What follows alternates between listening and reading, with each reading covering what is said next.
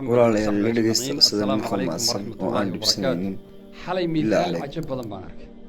idinkuna waa aragteen in badan oo kamid ah mar kalena misaal cajab badan baan arkay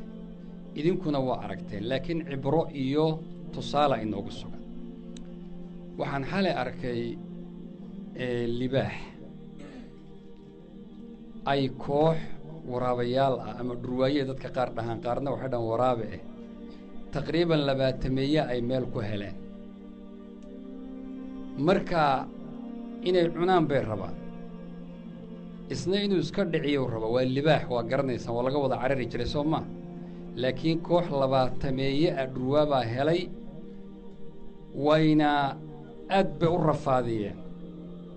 meel xun bay xaaladu ka gaadhay meel markuu boodo mid baa dhinac qabsada waa ku dhagaa mid buu ku ordaa kii kala qabta isagoo xaaladu ku xun tahay baa meel fog waxaa ka arkay saaxiibkii oo libaax kala ah orod buu soo qaaday suu u soo ordayey ayaa wuxuu ku qaaday olo kooxdii dhan hal mar buu u dhex maray yacni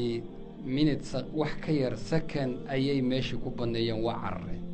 labadii libaax baa isu yimid waxaad moodaa in laba qof oo is salaamaya meel bay fariisteen markaasaa dhinac loo seexay misaalkaas muxuu idin tusi karaa qofka keliya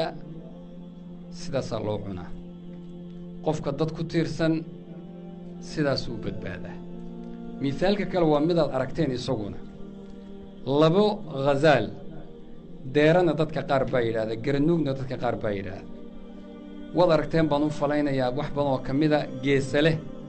labadoodii laba shay is cunaya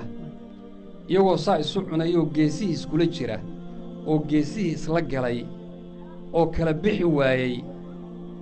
buu libaax u yimid mid buu qabsaday iyadoo tii kale geesaha kula jiro halkii ku cunay waxaa u haysa walaasheed middii kale u haysa way u xajinaysaa tartiib meeshu ku dhammeeyey saasuu ku cunay labadoodu waa is cunayeen laakiin cadowgoodii baa cunay waxaan dareemayaa inaad fahmi karaysaan